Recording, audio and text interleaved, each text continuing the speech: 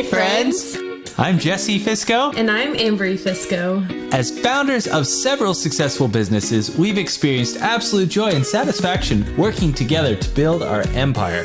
Our journey started off as a small business idea and has launched into a multi-million-dollar portfolio. It would have never been possible had Jesse and I not understood the key principles of making it all work together. But it has not been easy. We found ourselves in the trenches trying to balance real life with business life while maintaining our strong commitment to creating an amazing marriage. And we've emerged in a beautiful way together. This podcast was created to help you do what we've done, build an amazing marriage together while maintaining balance between life and business. So here we are. You're listening to the Matrimonial Merger, a couple's guide to balancing life and business. Let's get started.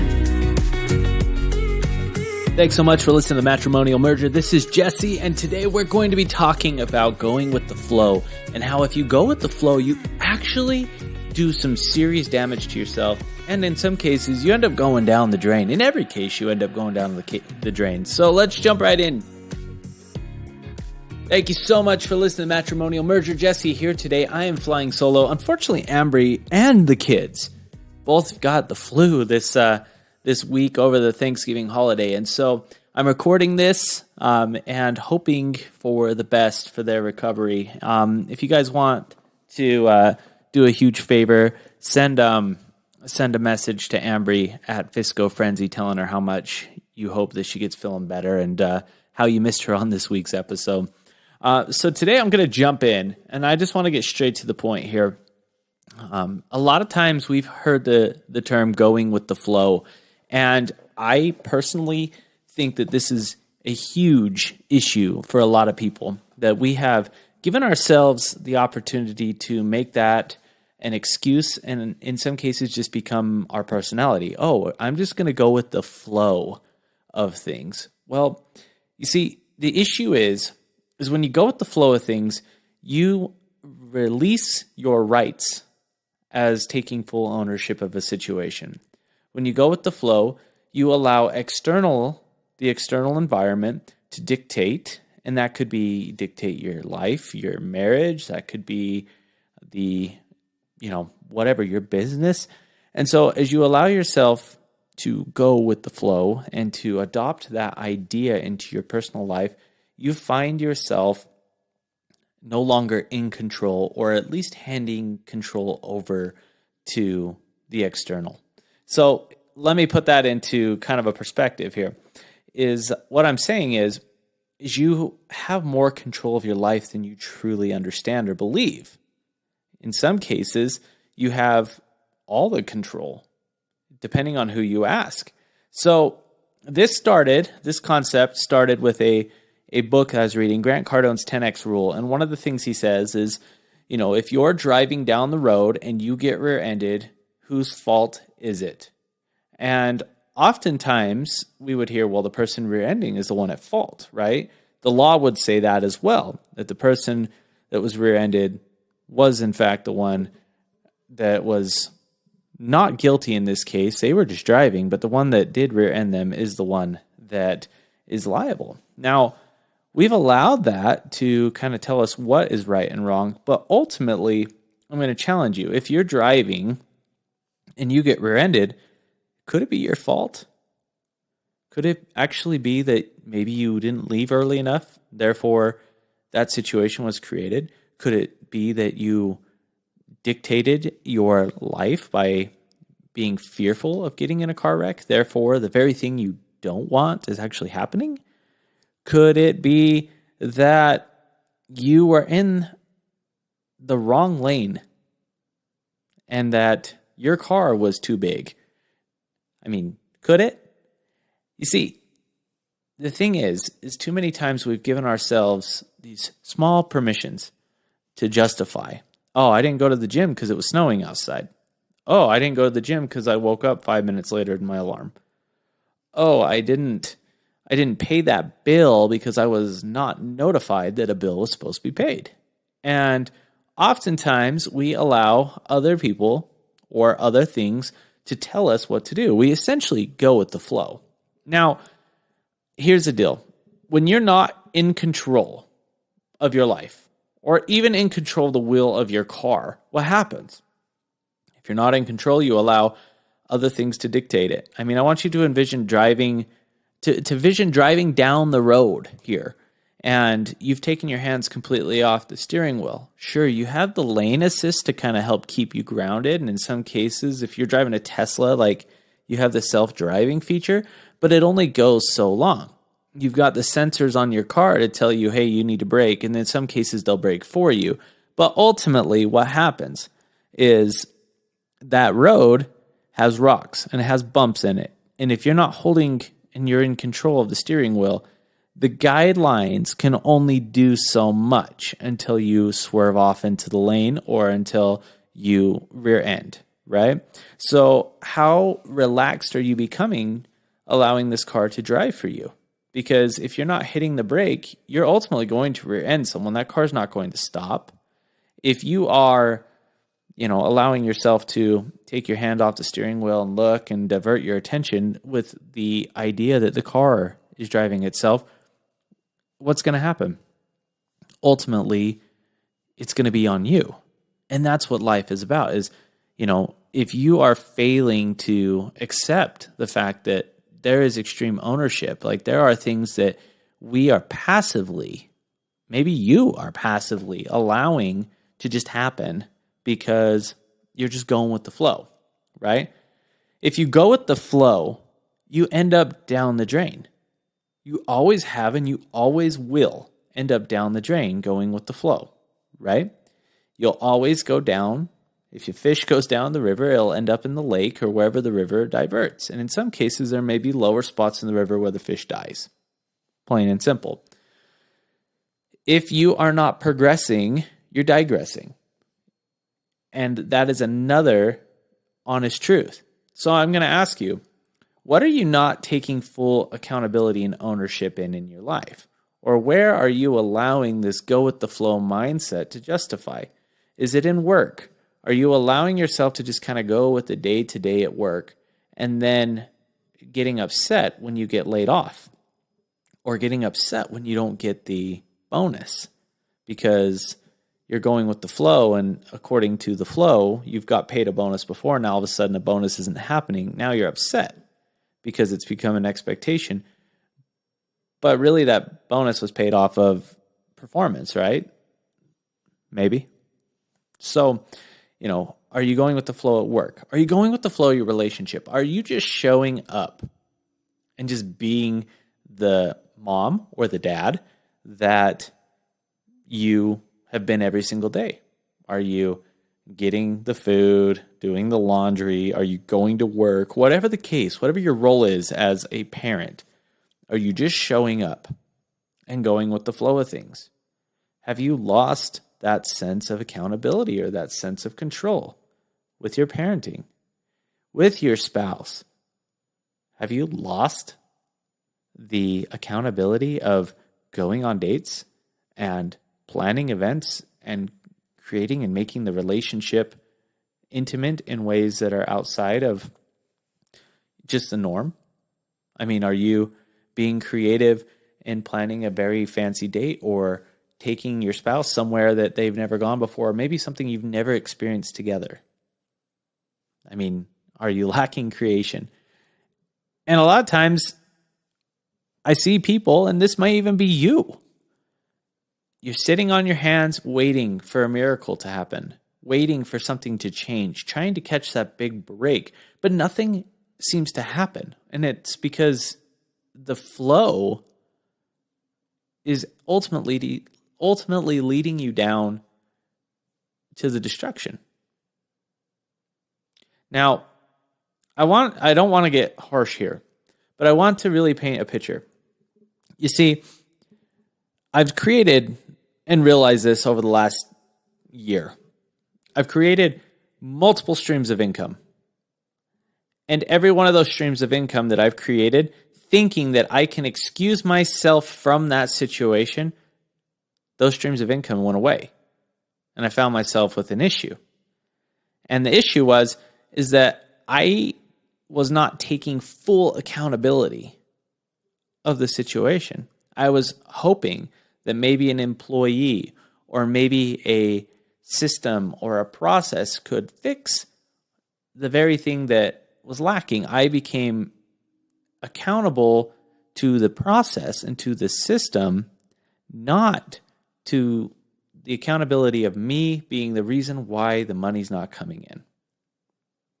And ultimately, that was the cost of lots of money. In fact, poor business decisions were made in the past years because of a trust in someone else or because of a deferment of the accountability.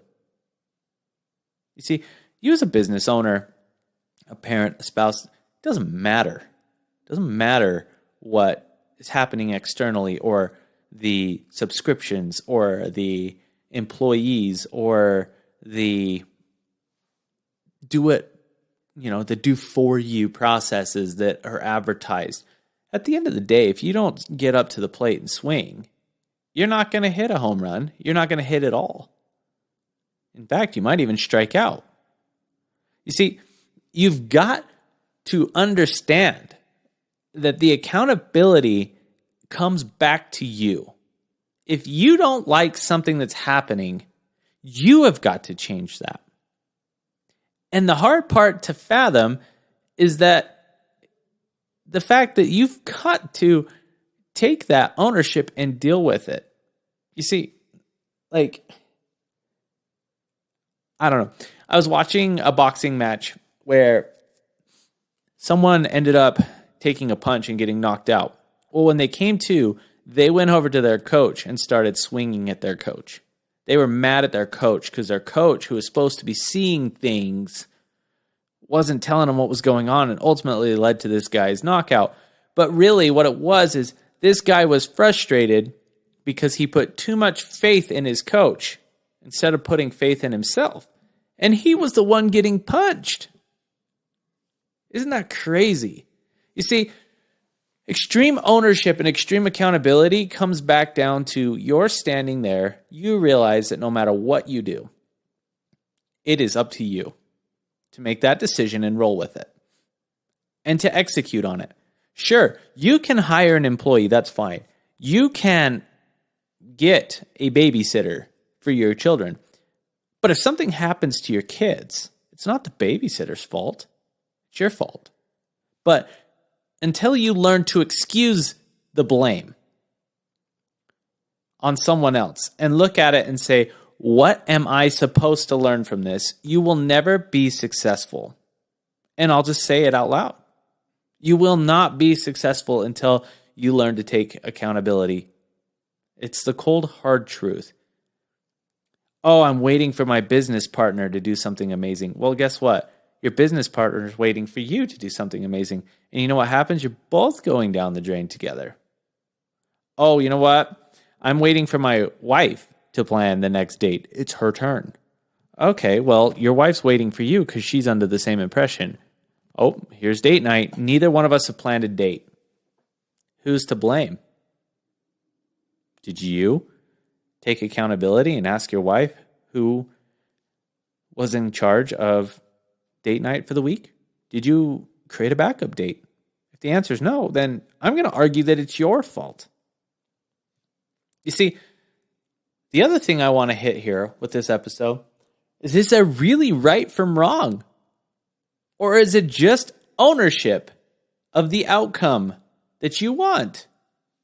You see, the times that I've had extreme happiness are the times that I've taken ownership and I've succeeded with the outcome that I desired. Okay? When I've done that, then I go and serve and I see the outcome and take extreme ownership for the other people that I love, right? Kind of that whole, you serve God first, then serve others. Well, you've got to be able to serve yourself first in order to serve others, right? You're created in God's image. So could we literally look at that scripture and say, oh, that means me first. I've got to take care of me as if I was a God first and then go serve other people. Now, I'm not going to get too crazy in the scriptures or get controversial here, but at the end of the day, there is another scripture that says you've got to clean out the inner vessel first, right? So that's what I'm wondering is, at what point are you going to start taking full accountability and stop going with the flow? You see, going with the flow has never worked out for anyone if someone else has a purpose that's larger than theirs. You see, going with the flow has never worked out for anyone. I'm going to go a little history here. And it may be a little bit sensitive, and I'm not trying to push the boundaries here, but I want to paint a picture. You see, the Revolutionary War, the Americans did not go with the flow. They stood up, they showed up, and they got democracy. They got freedom. And that's what their purpose was. You know, the terrorist attacks of 9/11, that happened because there was a group that had a bigger purpose. And there was a lack of security measures on our end. Now, what did we do as America? We stood up to the plate and we started implementing new security measures and learning and taking accountability that there were things that we lacked. That's America for you. That happened. Okay? But America could have easily been like, oh, it's a terrorist's fault. We're not going to do anything on our end, thus allowing more opportunity for the same result to happen. Now, I love history, and I'm not a huge history buff, and there's more opportunities. And I'll give you one more. With Martin Luther King, his purpose was so high that it ended up becoming a reality, and he took extreme accountability for those things, right?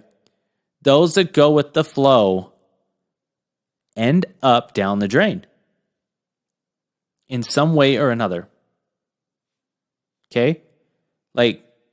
And that's what it comes down to, is if you just consistently tell yourself, it's okay, I'm just going to allow this to happen, or, oh, this is just the way things are, you've got to go back and look in the mirror and say, you know what? Actually, this is not the way things are. This is the way things are because of me, not because of the external environment.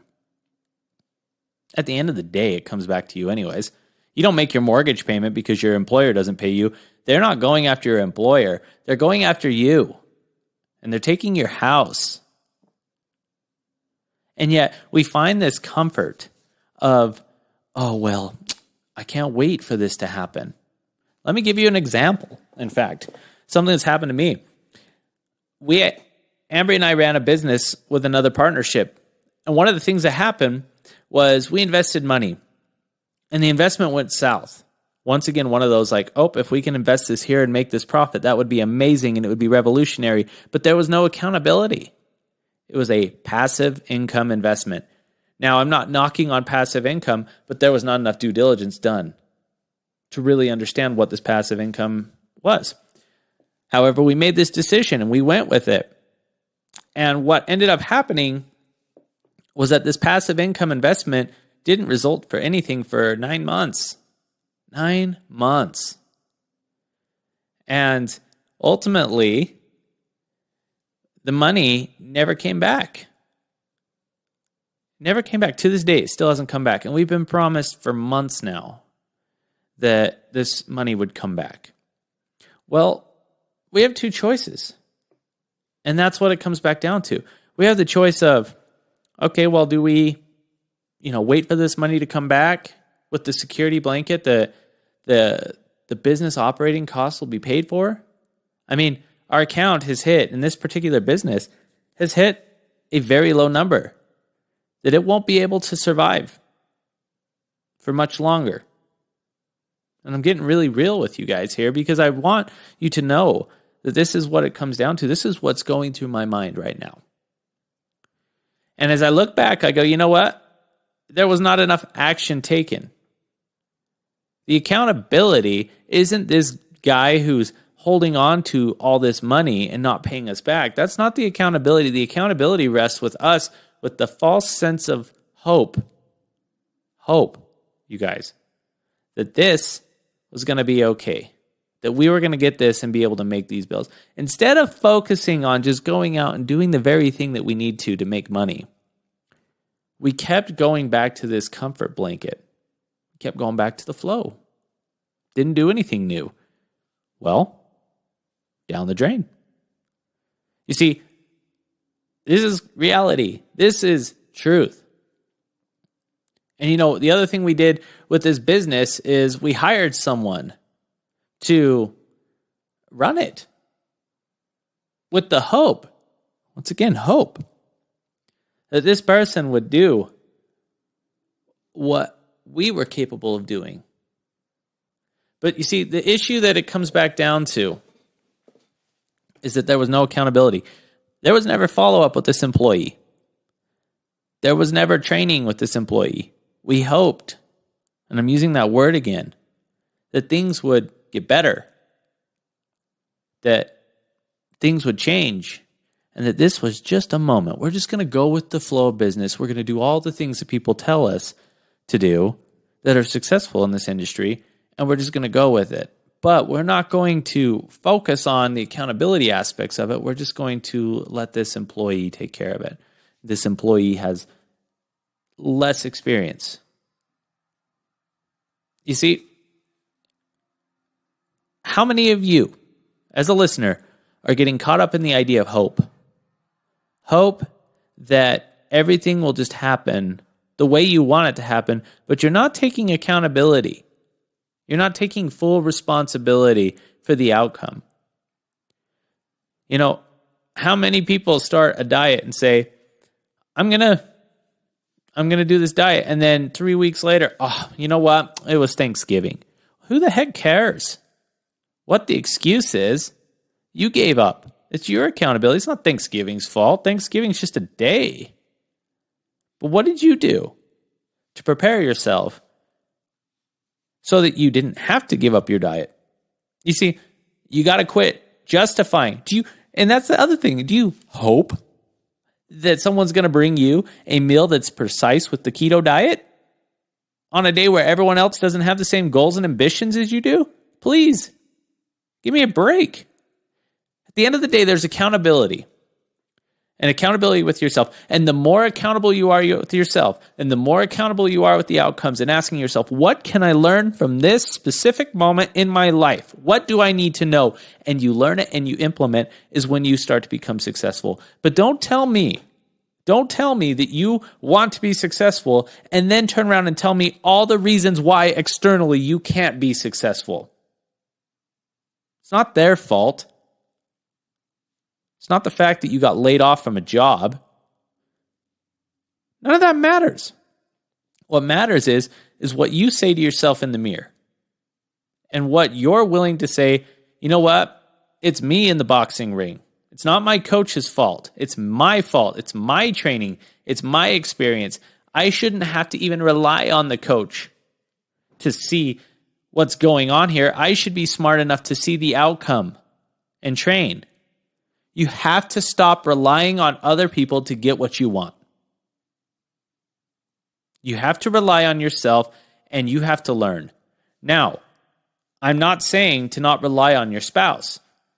That's what is one of the most amazing things here on this earth is that you can be married and work together and become as one and work together and eliminate all of the stressors of life. But at the end of the day, what I'm saying is if you're not satisfied with the outcome, you need to stop going with the flow of things and start becoming unrealistic in what you want. You've got to start becoming even more dedicated to the outcomes you want if you want to survive. That's with a recession coming. That's with regardless of anything. You want to keep your marriage prosperous and going. You've got to look at yourself in the mirror and say, you know what? This is me. This is my responsibility. It's not my spouse's responsibility to keep our marriage together. It's both of ours, but more importantly, it's mine. It's not my responsibility, or it is my responsibility to keep my kids educated. It's not my spouse's as a full-time mom or dad. It's not their responsibility to keep our kids going. It's my responsibility too. I need to be involved. I need to become more aware. And I'll save this thought for another episode. But the reason why you're not putting all your effort and attention into what's happening right now is because you're creating a bunch of ridiculous scenarios that have never happened and you're too emotionally involved in them. I can guarantee that. I really appreciate you listening to today's episode. I like you as a listener, I miss Ambry and the amount of fire she brings to this show. She's amazing. And I hope that her recovery happens as well. I do ask today, though, that you leave us an honest feedback for the Matrimonial Merger. And I hope that what we talked about today really resonates with you. And if it did, I hope that you can share this with someone else too. Because this is a huge, huge topic that needs to be discussed. More ownership needs to be taken. Once again, if you go with the flow, you will only end up down the drain. I'm Jesse with the Matrimonial Merger. Have a wonderful day.